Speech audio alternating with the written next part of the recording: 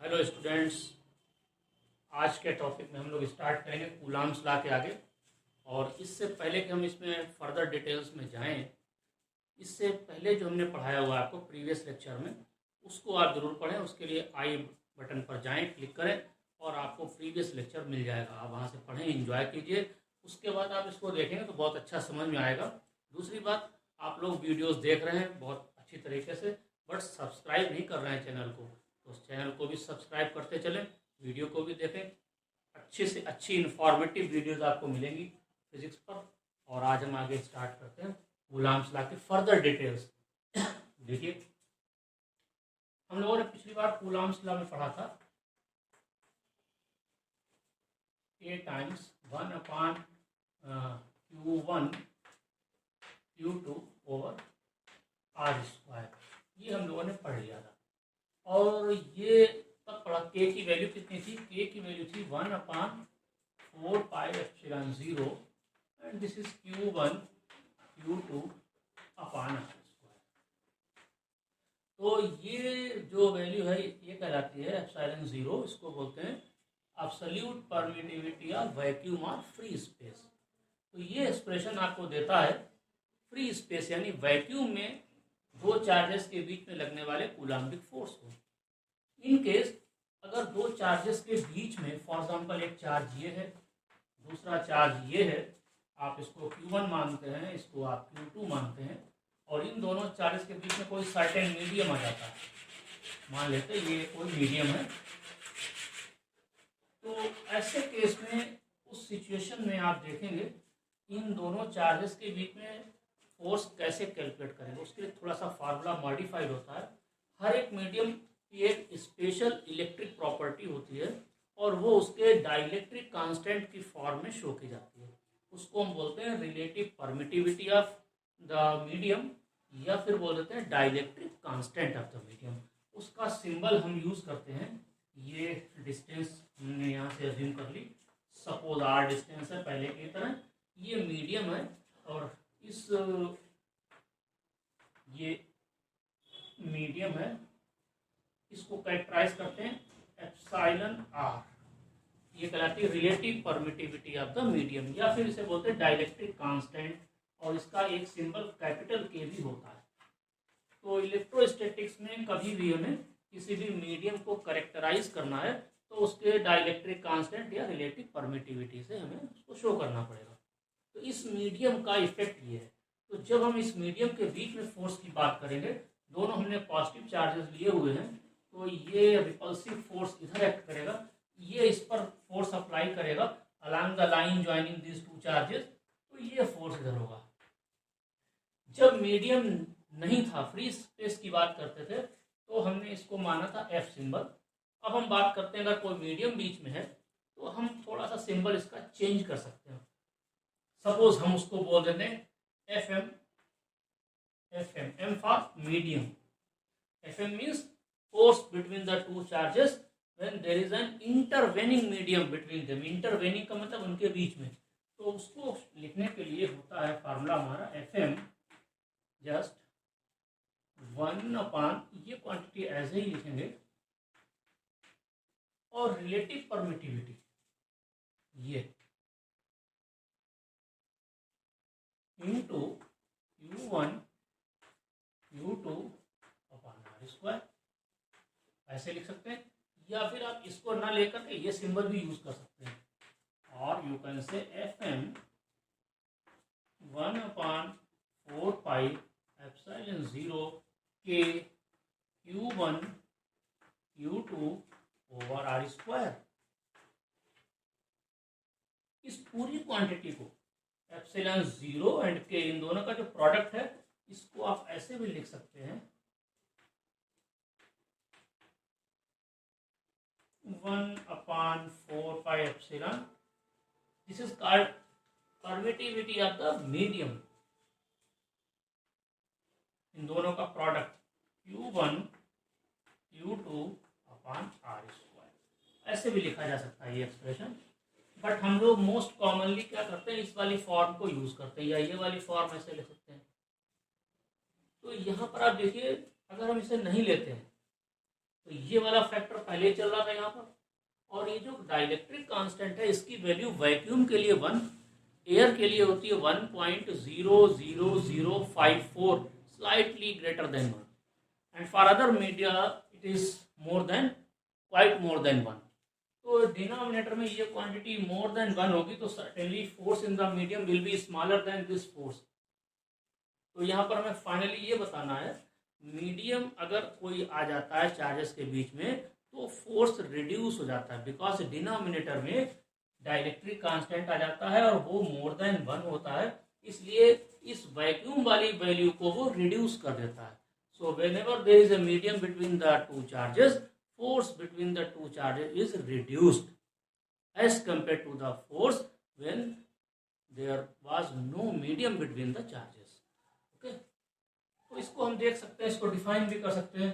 Suppose हम ये वाला फार्मूला यूज कर लेते हैं इसको डिफाइन करने के लिए।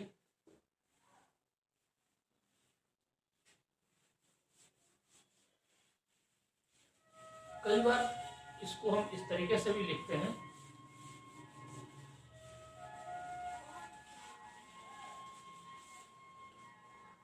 कई बार हम लोग वैक्यूम के फोर्स को एफ नॉट लिख देते हैं, इन दैट केस मीडियम वाले फोर्स को सिंपली एफ लिख देते हैं। तो ये हमारे नोटेशंस हैं, कोई इसमें स्टैंडर्ड नहीं, जो आप लेना चाहें वो ले सकते हैं।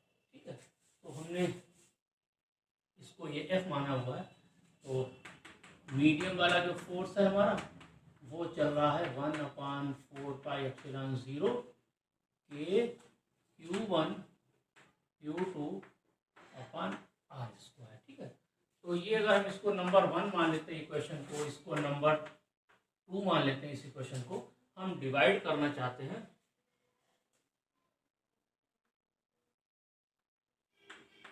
एफ अपॉन एफ एम, अगर हम करते हैं डिवाइड करते हैं तो हमें क्या मिलेगा,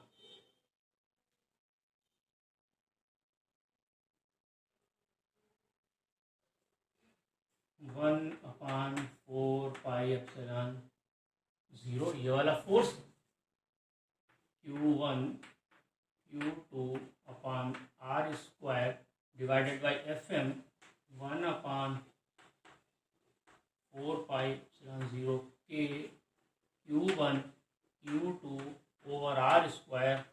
ये तो दिस इज आपस में कैंसिल हो जाएगा और ये क्वांटिटी भी कैंसिल हो जाएगी, बचेगा ये के ऊपर आ जाएगा यहाँ पर। तो इसको सिंप्लीफाई करेंगे, कैपिटल के आ जाएगा ये एफ अपॉन एफ एम। ये डाइलेक्ट्रिक कांस्टेंट या रिलेटिव परमिटिविटी जिसको हम बोलते हैं मीडियम के लिए, उसका फार्मूला बन गया। यानी आप इसको डिफाइन कैसे कर सकते हैं, it is the ratio dielectric constant of a medium of this medium is the ratio of the Coulombic force between the two charges placed in vacuum to the Coulombic force between the same two charges placed at the same distance, no change in distance, but there is some medium between the two. Medium आ गया तो ये vacuum का force है दो charges के बीच में, उन्हीं दो चार्जेस के बीच में मीडियम आने पर जो फोर्स लग रहा है, तो इसका जो रेशियो है वो ये आ रहा है। और ध्यान दीजिए के की वैल्यू वैक्यूम के लिए 1 और अदर देन वैक्यूम है तो के की वैल्यू मोर देन 1 होती है। और इस रेशियो से अगर हम चेक करेंगे तो जब डिनोमिनेटर स्मॉलर होगा एज कम्पेयर टू न्यूमरेटर तभी उसका रिजल्ट मोर देन 1 आता है। एंड के you know is more than 1, it means always Fm is smaller than F. It means a medium always reduces the force between two point charges.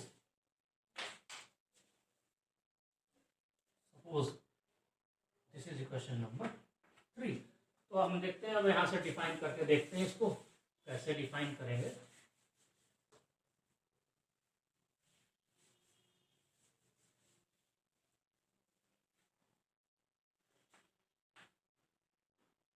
Implies that K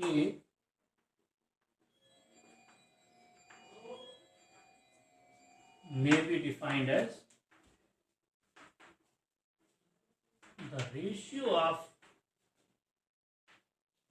coulombic force means electric force calculated on the basis of Coulomb's law. तो coulombian force या coulomb force या electrostatic force कुछ भी बोल सकते हैं आप।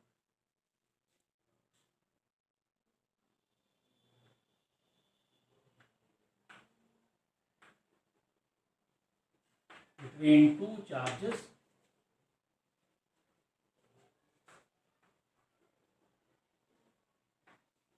placed at certain distance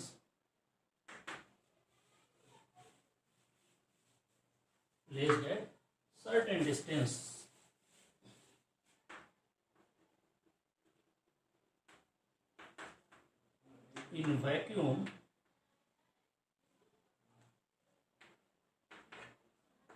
to the force between the same charges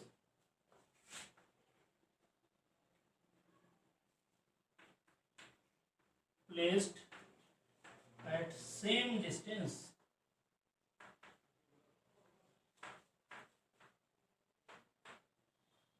in the medium जो भी मीडियम हो वहां पर, दैट मीडियम में भी glass, mica, water, any medium. ये हमने इसको डिफाइन कर दिया। के को डिफाइन करने का तरीका ये हो गया। अब हम आगे बात करते हैं इसके बारे में, ये सब हटा देते हैं। फाइनली हम ये लिखेंगे यहाँ पर, एक कंक्लूजन देंगे, कंक्लूसिव स्टेटमेंट होगा।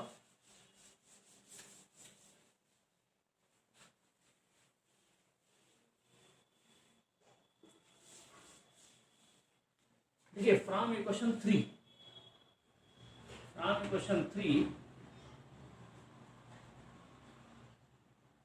Fm is F upon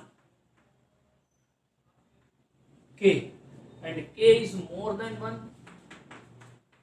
Since K is more than 1, hence Fm is greater than F. F means force in vacuum. F and Fm means force in medium. आप simply इसको F0 लिखते हैं अगर, तो आप इसको F लिख सकते हैं मीडियम को। जनरली वही यूज भी करते हैं, बट हमने यहाँ पर थोड़ा सा चेंज किया है। आगे हम भी इसको F0 एंड F यूज कर लिया करेंगे।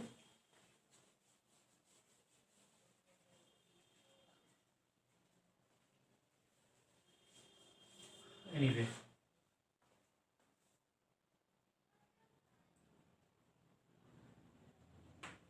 देखिए, हेंस मीडियम, आप बोल सकते हैं मटेरियल मीडियम बोल सकते हैं। मीडियम सिंपली वर्ड यूज करते हैं हम लोग। Medium between two charges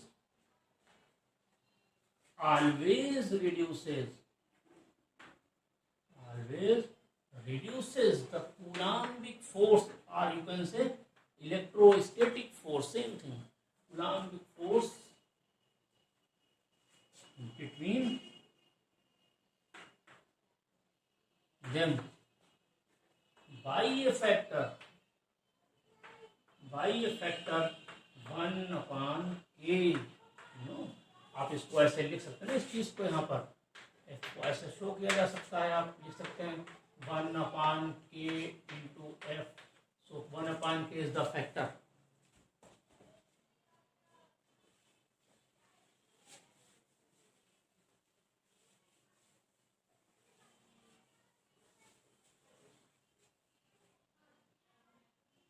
clear हो गई बात? तो इस तरीके से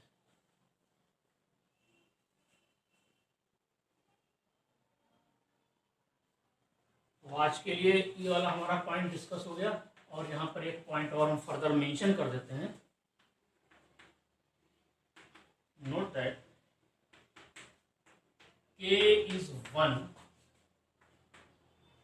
for vacuum, it is 1.000054 for air. Water के लिए 81 होता है, माइका के लिए 5 होता है। ये डिफरेंट मीडियम के लिए डिफरेंट वैल्यू होती है। आपको ऑलवेज एग्जाम में गिवन होगी जब आप सॉल्व करेंगे न्यूमेरिकल। तो ये दो वैल्यूज में नोट करिए। एक चीज और इम्पॉर्टेंट है, K is infinite, very important. इसको आगे लिख देते हैं हम लोग, यहाँ पर ऊपर लिख देते हैं। यहाँ देखिए इसके बाद में हम यहाँ लिखेंगे ये इज इनफाइनाइट, किसके लिए? फॉर कंडक्टर्स, ऐसे सब्सटेंसेस जो इलेक्ट्रिसिटी को कंडक्ट करते हैं, for example aluminium, copper and so on. जिस तरीके के जो कंडक्टिंग मटेरियल्स होते हैं, conducting medium for conductors. Okay, ये बड़ा इंपॉर्टेंट है।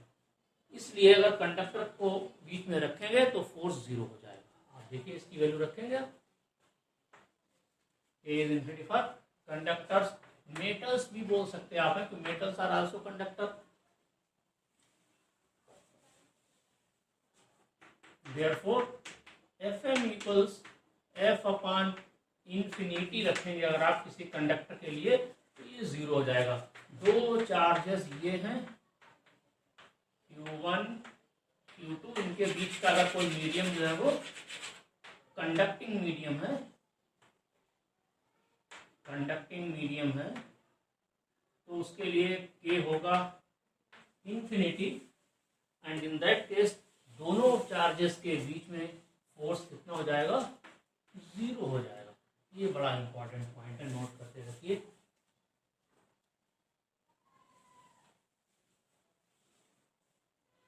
आई थिंक सारे बच्चे समझ गए होंगे इस बात को अच्छी तरीके से। ये हमारा फोर्स है Fm, Fm, राइट।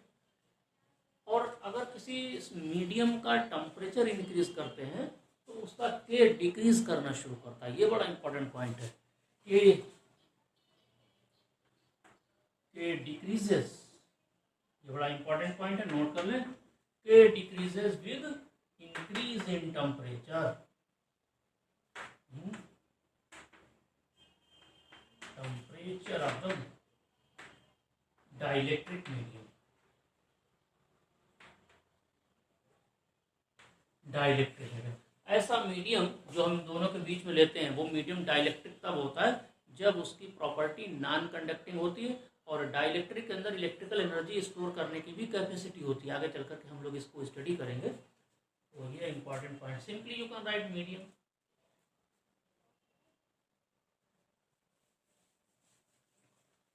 तो आज के लिए इस लेक्चर में इतना ही रखते हैं हम लोग, और कल नेक्स्ट लेक्चर हम जब देंगे तो उसमें कुछ इसके आगे बताएंगे। और कैसा लगा आपको ये आगे में बताइए आप लोग, ठीक है। Okay, all the best.